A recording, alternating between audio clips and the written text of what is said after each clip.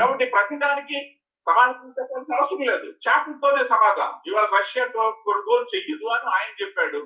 మనం వెంటనే ఇదిగో కొన్నామని చెప్పి మనం చెప్తున్నాము. ఇదిగో వస్తున్నది మనకు కంటిన్యూగా వస్తున్నది మనం చెప్తున్నాం.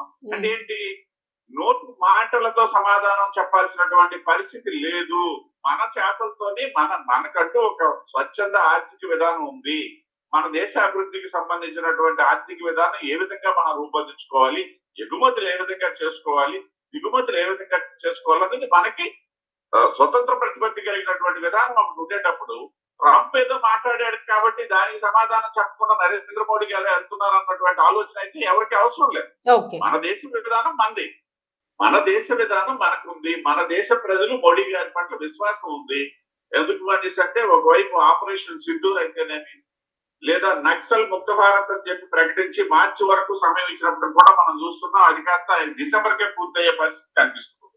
అంటే కొన్ని దశాబ్దాలు వచ్చిన ముందు కూడా ఈ వామపక్ష భావజాలికుల అతివాదులతో కూడినటువంటి నక్సలిజం అనేది ఎంతగా ఈ దేశాన్ని పర్టికులర్ గా ఆంధ్రప్రదేశ్ లో ఉన్నటువంటి తెలంగాణ ప్రాంతం అయితేనేమి, దానికి అసలు నక్సల్ మరి జన్మస్థలం అయినటువంటి ఉత్తరాంధ్ర అయితేనేమి, లేదా ఛత్తీస్గఢ్ అయితేనేమి, ఇట్లాంటి చాలా ప్రాంతాల్లో ఎంత డిస్టర్బ్డ్ గా ఉన్నటువంటి పరిస్థితుల్లో ఇవాళ వందల సంఖ్యలో లొంగిపోతున్నటువంటి ఒక సందర్భం.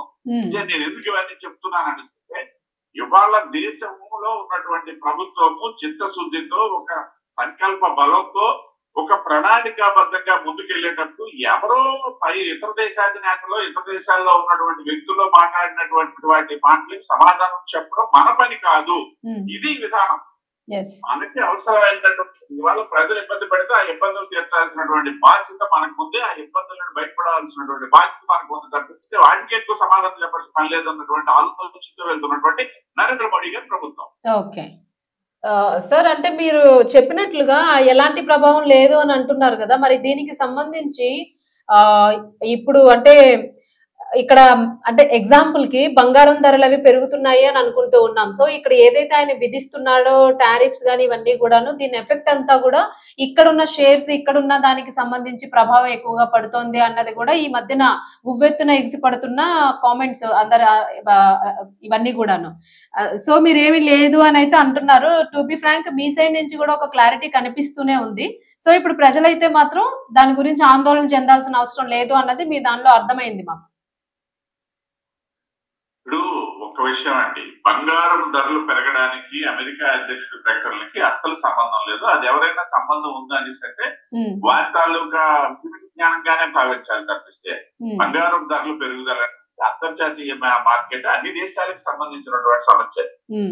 వాళ్ళ ప్రపంచంలో ఉన్నటువంటి అన్ని దేశాల్లో కూడా బంగారానికి సంబంధించి బంగారు నిల్వలు చేసుకునే తరుణంలో రేట్లు పెరుగుతున్నటువంటి సందర్భం. గతంలో కంటే బంగారం తాలూకా ప్రొడక్షన్ తగ్గినటువంటి సందర్భంలో ఒకవైపు ప్రభుత్వాలు నిల్వలు పెంచుకుంటున్నటువంటి సందర్భంలో, అంటే మన దేశంలో బంగారం వినియోగం ఒకలా ఉంటుంది.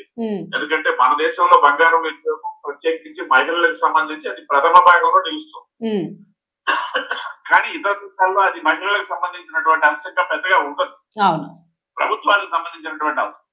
కాబట్టి ప్రభుత్వాలు తమ తాలూకా నిల్వలను పెంచుకోవడానికి, తద్వారా తమ తాలూకా ఆర్థిక వ్యవస్థ బలోపేతం కోసం చేస్తున్నటువంటి ప్రయత్నంలో ఇది అంతర్జాతీయంగా అన్ని దేశాల్లో పెరుగుతున్నటువంటి బంగారం ధరలు. కాబట్టి అదేదో ట్రంప్ తాలూకా మీరు ఉన్నటువంటి ధరల పెరుగుదల ఏదైతే ఉందో, ట్రంప్ విధించినటువంటి సుంకాలకు సంబంధించి దాదాపు ఆ జాబితాలో ఉన్నటువంటి వస్తువులకే వర్తిస్తుంది. అందులో బంగారం లేదు, గమనించండి. అది ఎవరైనా అన్నారంటే వారు అని చెప్పేసి ఆలోచించాలి తప్పిస్తే, అంటే ప్రతిదానికి ఒకే మంత్రం చదువుతాం అనేసి అంటే అది పిడికి జరిగిన మంత్రం పిడికి చదవాలి తప్పిస్తే వేరే దానికి చదువుతామంటే కుదరదు కదా. ఆ విధంగా వెళ్తామంటే మేమే సమాధానం చెప్పాలి. ప్రజల్లో మాత్రం మీరు అన్నట్టుగా ప్రజలు ఎవరు ఆందోళన చెందే పరిస్థితి లేని ఇంకొక ఎగ్జాంపుల్ కూడా చెప్తారు.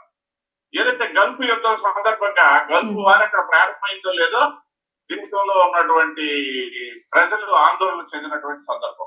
అదే విధంగా ఆ రేట్లు కూడా ఆ రోజు ఉన్నటువంటి ప్రభుత్వం నియంత్రించలేక చేతులు తీసుకుంటున్నటువంటి సందర్భం ఏదైతే దేశంలో. కానీ మొన్న ఒకవైపు రష్యా ఉక్రెయిన్ యుద్ధం అయితేనేమి, ఒకవైపు గల్ఫ్ కంట్రీకి సంబంధించినటువంటి యుద్ధం అయితేనేమి, ఏదైతే మొన్న గాజాకి సంబంధించినటువంటి అంశాల్లో అయితేనేమి, ఎన్ని యుద్ధాలు జరుగుతున్నా దేశంలో ధరలు ప్రత్యేకించి పెట్రోల్ ధరలు అయితేనేమి, లేకపోతే ఇతరత్ర నిత్యావసరాలకు సంబంధించినటువంటి ధరలు అయితేనేమి, ఇవన్నీ కూడా నిలకడగా ప్రత్యేకించి చెప్పాలని అంటే పెట్రోల్ ధరలు నిలకడగా ఉండడమే కాకుండా ప్రభుత్వానికి పెట్రోల్ మీద వచ్చినటువంటి ఆదాయం పెరిగింది. కారణం ఏంటంటే ఇంటర్నేషనల్ మార్కెట్ లో ఒకప్పుడు ఎప్పుడో 20 సంవత్సరాల కిందట $120 ఉన్నటువంటి పెట్రోల్ తాలూకా ధర ఇవాళ $60 మనం రప్పిస్తున్నాం. కాబట్టి అది ప్రభుత్వానికి కూడా ఆదాయం పెరిగింది. పెరిగినటువంటి ఆదాయం మళ్ళీ ఒకప్పుడు 14 లక్షల కోట్ల రూపాయల బడ్జెట్ తో 2014లో మాకు అప్పచెప్పినటువంటి ప్రభుత్వం కాంగ్రెస్ ప్రభుత్వం. ఆనాటికి దేశం తాలూకా బడ్జెట్ ఎంతంటే 14 లక్షల కోట్లు, మాక్సిమం లో మాక్సిమం. కానీ ఇవాళ 50 లక్షల కోట్ల పైచిలకు. అంటే ఎక్కడొచ్చింది ఆదాయం, ఎలా పెరిగింది, ఎలా ఈ ఇన్ఫ్రాస్ట్రక్చర్ డెవలప్మెంట్ ఎలా వచ్చింది? ఒకప్పుడు ఇవాళ నేను మీతో మాట్లాడుతున్నటువంటి ఇంటర్నెట్ కోసం అని కావాలనేసి అంటే ఒక అరగంట మాట్లాడడానికి కావాలనేసి అంటే ₹100 ఖర్చు అయ్యేది. ఈవేళ నెల మొత్తం ఖర్చు పెట్టుకుని ₹100 ఖర్చు అవ్వట్లేదు. ఎక్కడి నుండి వచ్చింది ఇదంతా? ఈ సంపద ఎక్కడ సృష్టించబడింది? అంటే విధానాలు బాగుండేటప్పుడు ఖచ్చితంగా అవి సక్సెస్ అవుతాయి. రెండవది ఏంటంటే అవినీతి లేనటువంటి ప్రభుత్వం ఏదైనా ఉందంటే నరేంద్ర మోడీ గారి ప్రభుత్వము.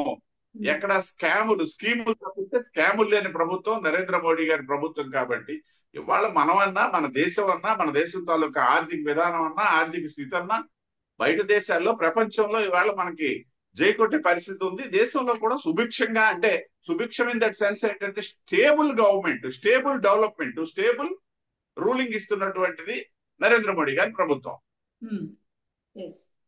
సార్ ఎగ్జాక్ట్లీ మీరు చెప్పింది అయితే పర్ఫెక్ట్. ఎందుకంటే నిజంగానే మరి ఇప్పుడు ఎవరైతే ఆందోళన చెందుతున్నారో మీరు అన్నట్లుగానే ఇది ఇప్పుడు ఒక క్లారిటీ వస్తుంది. దీనివల్ల కొంత మెసేజ్ పాస్ అయితే కూడా బాగుంటుందని మనం అనుకోవచ్చు.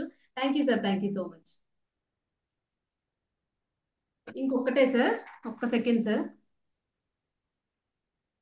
సార్ లింక్ ఇస్తాను సార్. మరొక లింక్ మారుస్తారా? మళ్ళీ ఆగిపోతే ప్రాబ్లం కదా. అలాగే.